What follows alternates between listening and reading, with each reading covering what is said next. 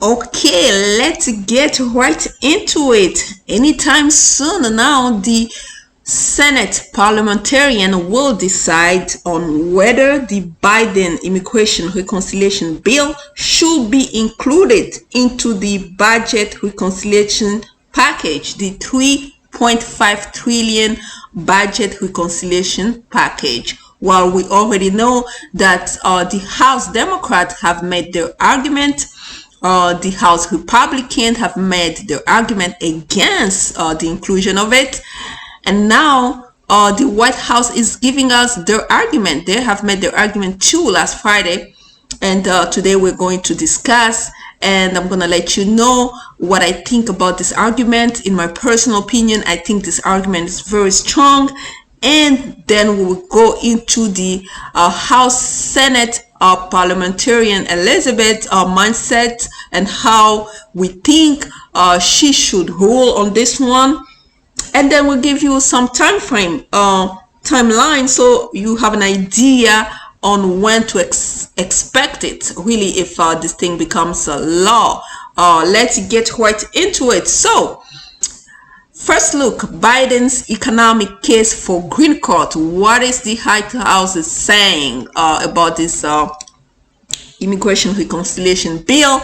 Well, they made their argument. They say it matters. Why? Because the past has the fate of millions of immigrants, including those with temporary protected status or DACA protections, rests with Congress and the Senate parliamentarians. So that's why it mattered to them to make this strong economic argument. Okay, so and then the White House Council of Economic Advisor is promoting the economic benefit and cost of providing green cards to millions of unauthorized immigrants. And this is what they made as an argument. So what are they saying?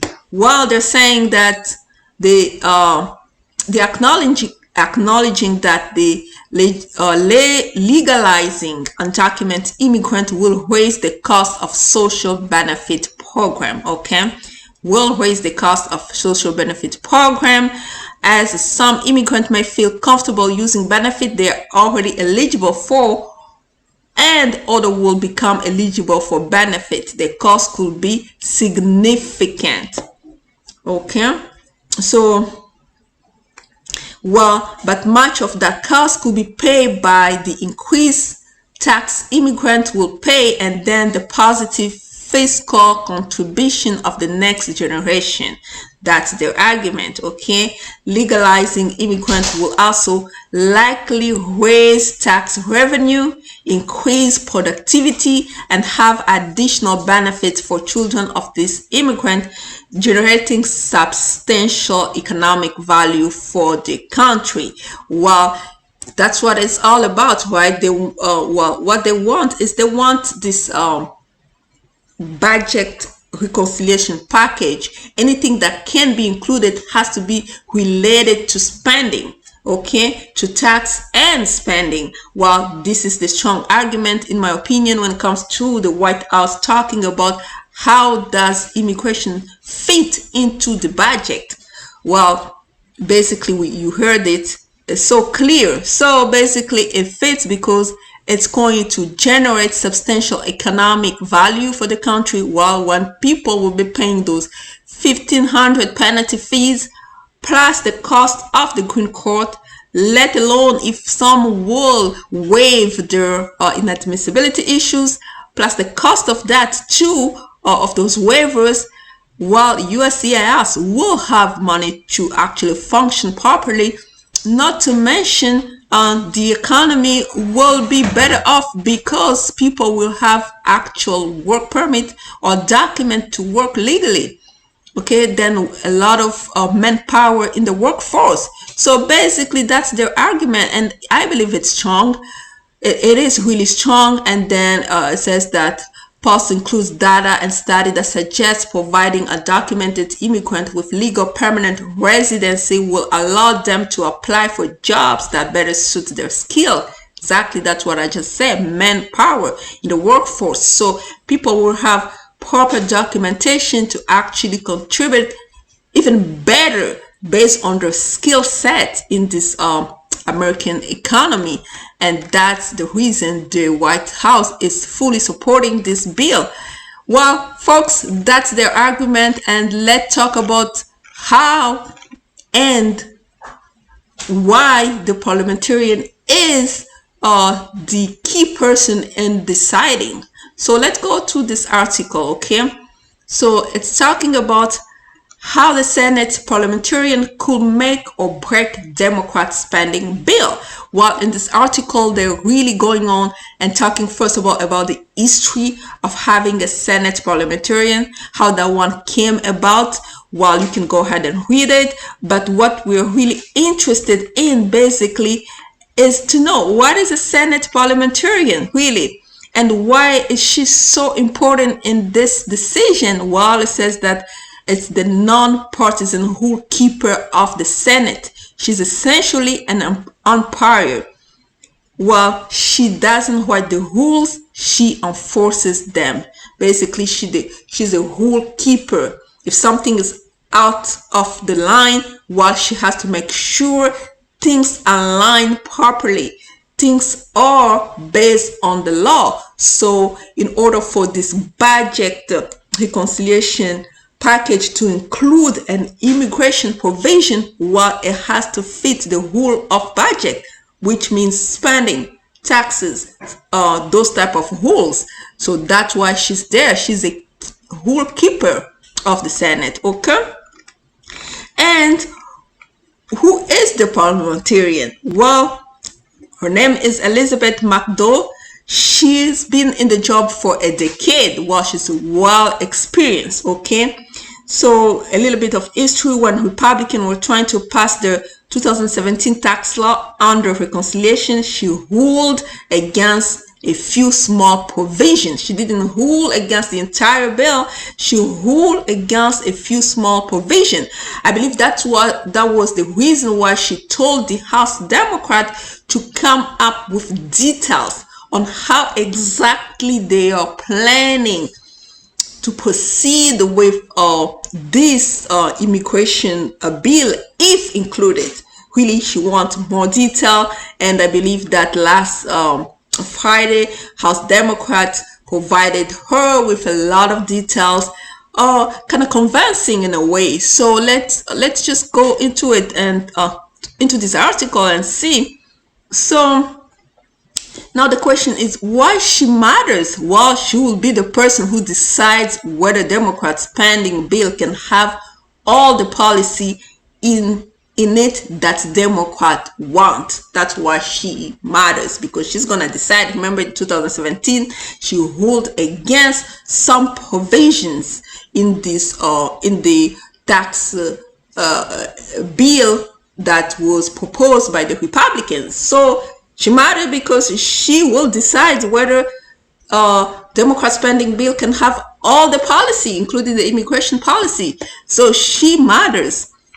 Well, so now the question again is what she will rule on specifically. Well, whether Democrat wish list is directly applicable to spending and revenue. We have been talking about it. I told you in the beginning that while the strongest argument for the Democrat is that while they have to convince the Senate that immigration fit into budget. Well, how? Because it's going to raise revenue, and it's directly going to affect spending and revenue, therefore decreasing deficit. And that's why they have a strong argument, because we know with the deficits in America, we can't even say the number. Well, if they give 8 million people documentation, it has a direct budget impact. So that's a strong argument, and she is going to rule on that specifically. Well, when? Anytime soon.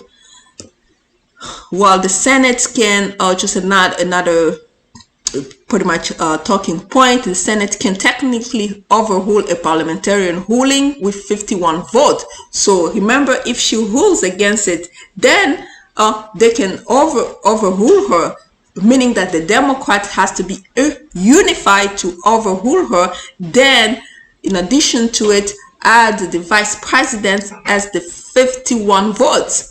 But this option is the last resort option because nobody has ever used it. They don't like to use it because it's pretty much it's a tool that both parties use is tool to erode the filibuster for presidential nomination. They reserve it in case of presidential nominations, but they don't want to just use it all the time. Both parties have been like reluctant, or basically they've been not using it because they reserve it. But it looks like the Democrat could be ready to use it in case the parliamentarian rule against that immigration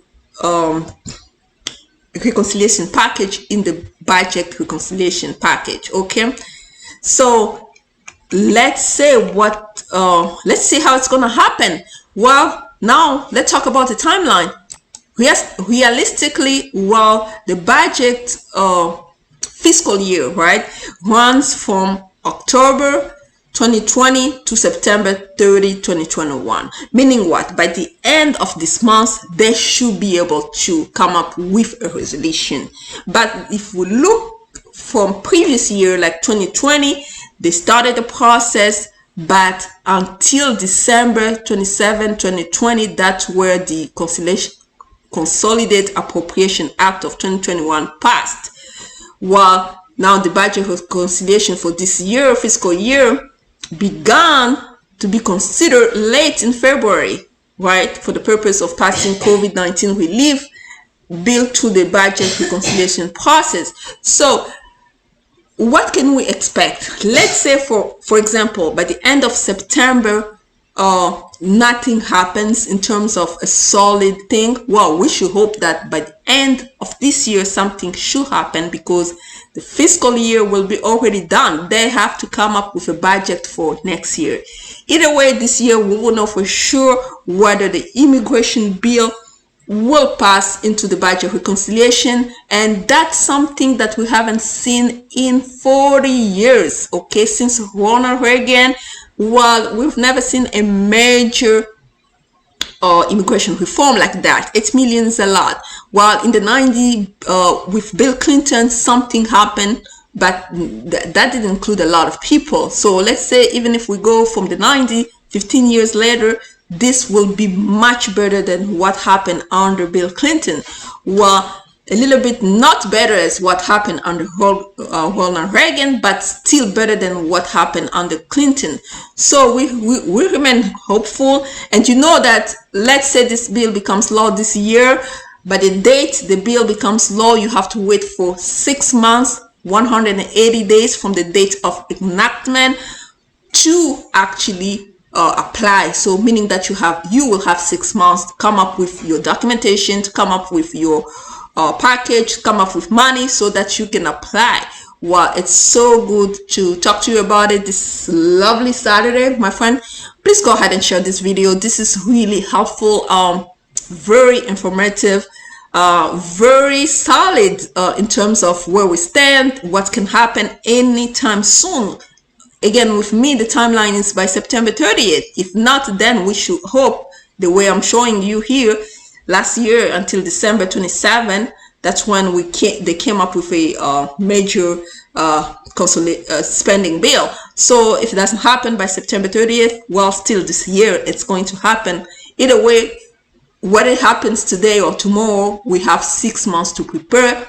We'll be taking cases, we'll be taking applications, we'll be doing everything. Please go ahead and share, like, subscribe. Don't forget to comment below. By the way, you need to start following me either on Instagram or on my Facebook page, because we will be updating you a lot once this bill becomes law, with short videos and short like explanation. And if that bill doesn't really fit you in terms of you don't qualify, don't get discouraged, well, we'll come up with more videos with substantive information and substantive like immigration questions that we might answer. Okay folks, until next time, bye bye.